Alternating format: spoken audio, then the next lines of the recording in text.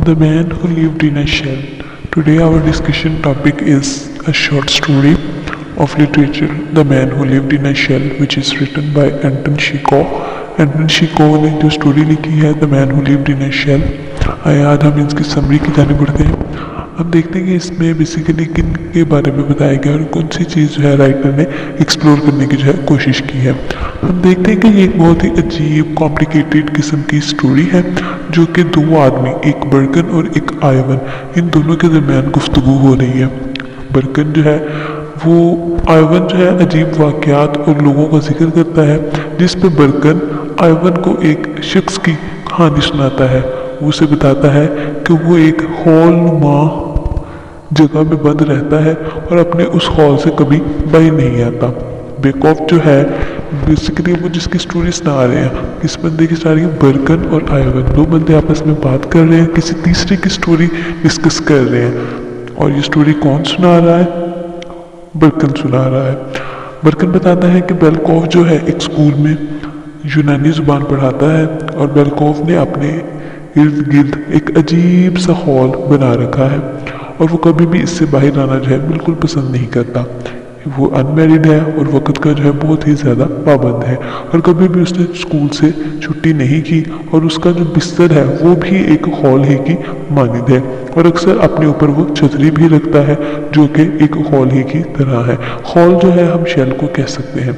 वो लोगों से बहुत कम मिलता जुलता है लेकिन एक मखसूस अंदाज में अपने उस्ताद के घर जाता भी है, अपने साथी उस्ताद के घर जाता भी है, लेकिन सिर्फ इसलिए कि अपने साथी उस्ताद से असूलन मिलना चाहिए। वो वक्त पर उनके घर जाता है, रस्मी कुछ जुमले और बात करने के बाद घड़ी की तरफ देखकर उठ खड़ा होता है। एक दफ़ा ईका और नौजवान किनेल्को जो कि तारीख और जियोग्राफी का उस्ताद था, वो बेलकॉफ के स्कूल में आता जाता है। कैनलोव के साथ उसकी बहन वारिया भी रहती है और दोनों बहन भाई जो हैं वो अक्सर इसी कश्मकश में रहते हैं। वरिया और कैनोलकर की शख्सियत बेलकॉफ से यकसर मुख्तलिफ है। गांव वाले फैसला करते हैं कि बेलकॉफ और वरिया जो है इन दोनों की शादी करवा दी जाए। हो सकता है इससे बेलकॉफ की ज़िंदगी में कोई मस्बत चेंज आ जाए, कोई तब्दीली आ जाए, लिहाजा उनकी आपस की बात तय कर देते हैं। एक दिन बेलकॉफ और किनेल्को और उसकी बहन को साइकिल चलाते और कहके लगाते देख लेता है और इस पर जो है वो बहुत ही ज़्यादा हैरान होता है कि उसने उस्ताद की शख्सियत के बरखिलाफ काम किया है। ऐसा काम एक उस्ताद को कभी भी ज़ेब नहीं देता। लिहाजा वो किनेल्को के घर उसको समझाने के लिए जाता है, लेकिन किनेल्को इस तरह से बेलकॉफ की मुदाखलत को, इंटरप्रिटेशन को जो है बिल्कुल भी पसंद नहीं करता और गुस्से से वो बेलकॉफ को धक्का दे देता है, जिससे बेलकॉफ बेचारा लड़खड़ाता है और गिरता है और इसी तरह वो लड़खड़ा कर गिर जाता है।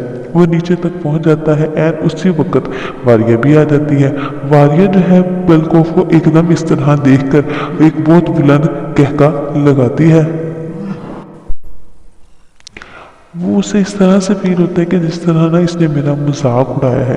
ये चीज़ जो है बेलकॉफ के दिल को बहुत ही गहरा सदमा छोड़ जाती है।